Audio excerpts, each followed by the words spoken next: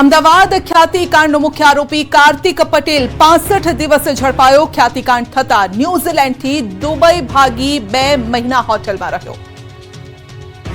અમદાવાદ ખ્યાતિકાંડમાં છેલ્લા 65 દિવસથી ભાગતો મુખ્ય આરોપી અને હોસ્પિટલનો ડાયરેક્ટર કાર્તિક પટેલની અંતે અમદાવાદ એરપોર્ટ પરથી ક્રાઇમ બ્રાન્ચે ધરપકડ કરી। આ કેસમાં ક્રાઇમ બ્રાન્ચે તબક્કાવાર 8 આરોપીઓને ઝડપી પાડ્યા હતા। આ કેસમાં 9મો આરોપી કાર્તિક પટેલ જ ફરાર હતો, જે એક દેશથી બીજા દેશમાં ભાગતો ફરતો હતો। બીમાર પત્નીની સારવાર માટે કાર્તિક પટેલ 3 નવેમ્બરે અમદાવાદથી ઓસ્ટ્રેલિયા ગયો હતો અને 11 નવેમ્બરે ન્યૂઝીલેન્ડ ગયો અને 12 નવેમ્બરે ખ્યાતિકાંડ થતા તે દુબઈ ભાગ્યો હતો, જ્યાં તે 2 મહિના હોટલમાં રોકાયો હતો। પરંતુ પત્નીની તબિયત બગડતા તે દુબઈથી પાછો ફર્યો અને ક્રાઇમ બ્રાન્ચે દબોચી લીધો। આરોપીની પ્રાથમિક પૂછપરછ દરમિયાન જાણવા મળ્યું કે કાર્તિક પટેલના માર્ગદર્શન હેઠળ જ ગામે ગામ કેમ્પ કરવામાં આવતા હતા, દર્દીઓને શોધવામાં આવતા હતા। પીએમજે યોજના સહિતના વ્યવહારો અંગે ક્રાઇમ બ્રાન્ચ તપાસ કરી રહી છે। 33 બેંક એકાઉન્ટની ફોરેન્સિક તપાસ ચાલી રહી છે। કાર્તિક 142 આંબલી બોપલ રોડ ખાતેની ઓફિસે તથા હોસ્પિટલ ખાતે હોસ્પિટલના ડાયરેક્ટર્સ તથા મેનેજમેન્ટની મીટિંગો લેતો હતો। કાર્તિક પટેલ તેમની બીજી ફર્મમાંથી ખ્યાતિ હોસ્પિટલમાં અનસિક્યોર્ડ લોન આપી હોસ્પિટલમાં પોતાનું રોકાણ વધારતો હતો।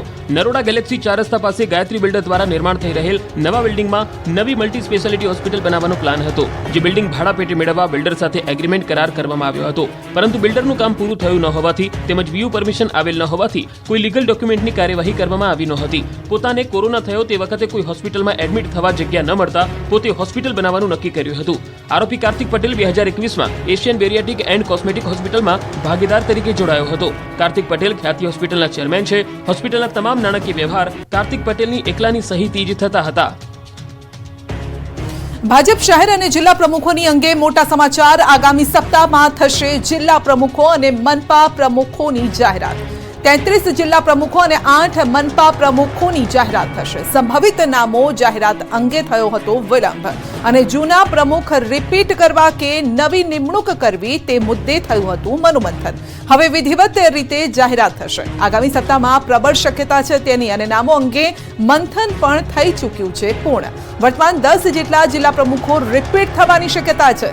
જિલ્લા પ્રમુખો ધારાસભ્યો અને સાંસદ સભ્ય સાથે લઈને ભાજપાની વિચારધારાને વળગે તે મુદ્દો અગત્યનો રહેશે। અગાઉ 10મીએ યાદી જાહેર થવાની હતી ને હવે આગામી સપ્તાહમાં જાહેરાત થવાની શક્યતા છે। તો સ્થાનિક સ્વરાજની ચૂંટણીને લઈને મોટા સમાચાર છે। આવતા અઠવાડિયામાં જાહેર થઈ શકે છે ચૂંટણી। સૂત્રો તરફથી આ માહિતી મળી રહી છે। બજેટ સત્ર શરૂ થાય તે પહેલા ચૂંટણી પ્રક્રિયા પૂર્ણ થવાની શક્યતા છે। ખેડા જિલ્લા પંચાયત, જૂનાગઢ મહાનગરપાલિકા સામાન્ય ચૂંટણી યોજાશે। 73 નગરપાલિકાઓની સામાન્ય અને પેટા ચૂંટણીઓ પણ જાહેર થશે।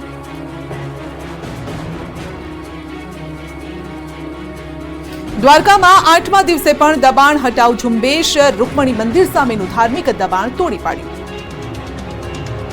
દેવભૂમિ દ્વારકામાં ચાલી રહેલા મેગા ડેમોલિશન ઓપરેશનના 7 દિવસ પૂરા થયા છે। બેટ દ્વારકામાં 7 દિવસની કામગીરી બાદ હવે દ્વારકામાં દબાણ હટાવ ઝુંબેશ શરૂ કરવામાં આવી। આ અંતર્ગત શનિવારે રૂકમણી મંદિરની સામે આવેલ ધાર્મિક દબાણ અને આરંભડા ખાતેના એક ધાર્મિક સ્થળને તોડી પાડવામાં આવ્યા। હનુમાન દાંડી રોડ પર આવેલ અનધિકૃત બાંધકામો પર બુલડોઝર ફેરવવામાં આવ્યું હતું। માહિતી મુજબ કુલ 7614 ચોરસ મીટરની જમીન પર બનાવવામાં આવેલા 8 રહેણાંક મકાનને તોડી પાડવામાં આવ્યા। આ જમીનની સરકારી કિંમત 3.61 કરોડ આંકવામાં આવી। અત્યાર સુધીમાં આ અભિયાન હેઠળ કુલ 1.22 લાખ ચોરસ મીટર જમીન પરના 406 દબાણો દૂર કરવામાં આવ્યા, જેની કિંમત 62.73 કરોડ થવા જાય છે। તંત્ર દ્વારા આગામી દિવસોમાં પણ દબાણ હટાવવાની કામગીરી ચાલુ રહેશે। મેગા ઓપરેશનમાં કુલ રૂપિયા 62.73 કરોડની કિંમતના 1.22 લાખ ચોરસ મીટર જમીન પરના કુલ 406 દબાણને હટાવવામાં આવ્યા। 7 દિવસમાં 384 રહેણાંક, 13 અન્ય અને 9 કોમર્શિયલ સહિત કુલ 406 દબાણો હટાવવામાં આવ્યા, જેમાં કુલ 1.25 લાખ ચોરસ મીટર જેટલી જમીન પર રૂપિયા 63 કરોડ જેટલી કિંમતના જમીન દબાણ હટાવવામાં આવ્યા। કાર્યવાહીમાં 1000 પોલીસ જવાનો અને એસઆરપી સાથે ડ્રોનની મદદથી બાજ નજર રખાઈ રહી છે। અમદાવાદના જમાલપુરમાં દબાણ પર ફેરવાયું બુલડોઝર। અમદાવાદના જમાલપુરમાં વર્ષોથી ગેરકાયદેસર જમીન પર ખડકી દેવાયેલા બાંધકામો પર કંઈક આ રીતે બુલડોઝર ચાલ્યું।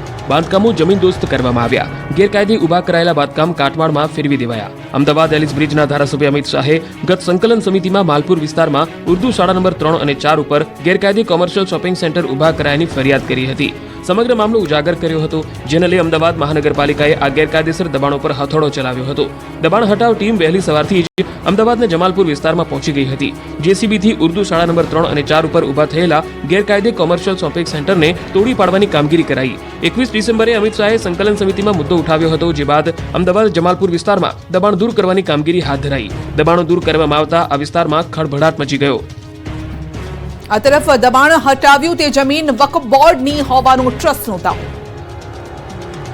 અમદાવાદના જમાલપુરમાં વકફની જગ્યામાં બનેલા ગેરકાયદેસર બાંધકામ પર બુલડોઝર ફર્યું. જમાલપુર કાચની મસ્જિદ પાસે બનેલી ગેરકાયદેસર દુકાનોને પોલીસ બંદોબસ્ત વચ્ચે તોડી પાડવામાં આવી. ગેરકાયદેસર દુકાનોને મધ્ય ઝોનના એસ્ટેટ વિભાગ દ્વારા તોડવાની કાર્યવાહી કરવામાં આવી. સવારથી એસ્ટેટ વિભાગની ટીમ દ્વારા ચુસ્ત પોલીસ બંદોબસ્ત વચ્ચે દુકાનોને તોડવાની કામગીરી શરૂ કરવામાં આવી. જેસીબી મશીન અને મજૂરોની મદદથી 10 જેટલી દુકાનોને તોડી પાડવામાં આવી છે. કાચની મસ્જિદ પાસે આવેલી કોર્પોરેશનની સ્કૂલ બોર્ડની જગ્યામાં દુકાનો બનાવી હોવાનો આક્ષેપ થયો હતો, જે બાદ સ્કૂલ બોર્ડ દ્વારા સ્પષ્ટતા કરવામાં આવી હતી કે આ જગ્યા મૂળ માલિકને પરત આપી દેવામાં આવી છે. મુસ્લિમ વકફ બોર્ડની જમીન હોવાનો ખુલાસો થયો હતો. મુસ્લિમ વકફ બોર્ડની જગ્યા ઉપર બાંધી દેવામાં આવેલી આ દુકાનોનું લાખો રૂપિયા ભાડું ઉઘરાવવામાં આવતું હતું. તો અમદાવાદના જમાલપુરમાં દબાણ દૂર કરવાની કામગીરી સમયે ડિમોલેશન કરાયેલ જગ્યા વકફ બોર્ડની હોવાનો ટ્રસ્ટનો દાવો કરાયો. કાચની મસ્જિદના ટ્રસ્ટી સલીમ ખાન પઠાણે કર્યો દાવો, જે જગ્યાનું બાંધકામ તોડાયું તે મસ્જિદ ટ્રસ્ટની જગ્યા છે. ઉર્દુ શાળા ચલાવવા માટે જગ્યા આપવામાં આવી હતી. 2017માં ઉર્દુ શાળા ખસેડવામાં આવતા ત્યાં મસ્જિદ નિભાવ માટે ભાડે આપવામાં આવી હતી.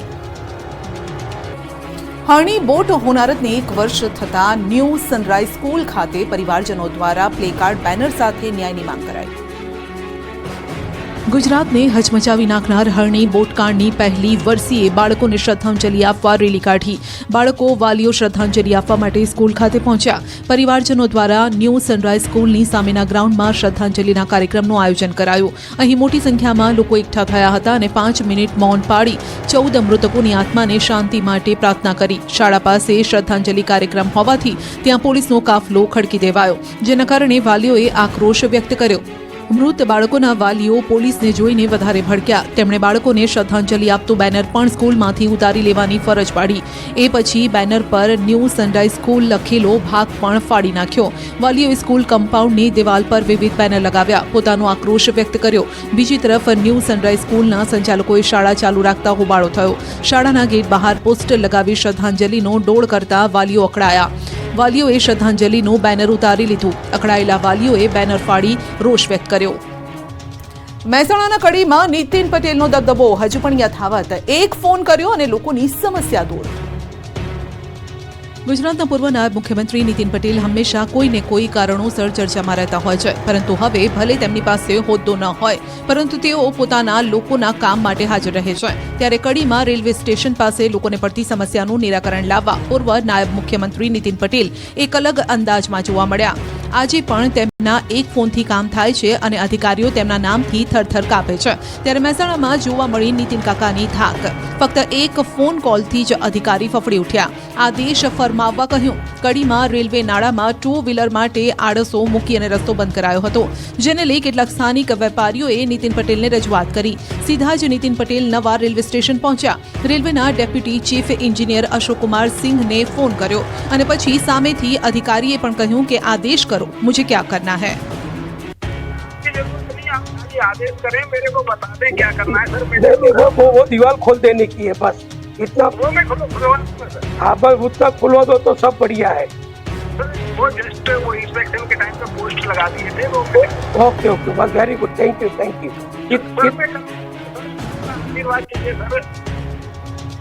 અલગ ભીલ પ્રદેશની માંગને લઈને ભાજપના જ 2 નેતા અમને સામે આવ્યા. આદિવાસી પ્રદેશને ભીલ પ્રદેશ બનાવવા હવે ખુદ ભાજપના નેતાએ માંગ કરતા ભડકો થયો છે. અત્યાર સુધીમાં ચૈતર વસાવા અલગ ભીલ પ્રદેશની માંગ કરી રહ્યા હતા, પરંતુ હવે બીટીપીમાંથી ભાજપમાં આવેલા અને પૂર્વ ધારાસભ્ય મહેશ વસાવાએ પત્ર લખી ભીલ પ્રદેશની માંગ મૂકી છે. વિવિધ પાર્ટીઓના નેતાઓ દ્વારા અલગ ભીલિસ્તાનની માંગણી કરવામાં આવતી હોય છે, પરંતુ હાલ ભાજપના નેતાએ જ અલગ ભીલ પ્રદેશની માંગણી કરતા રાજકીય ગરમાવો આવ્યો. વસાવા વર્સિસ વસાવાની લડાઈ શરૂ થઈ ગઈ છે.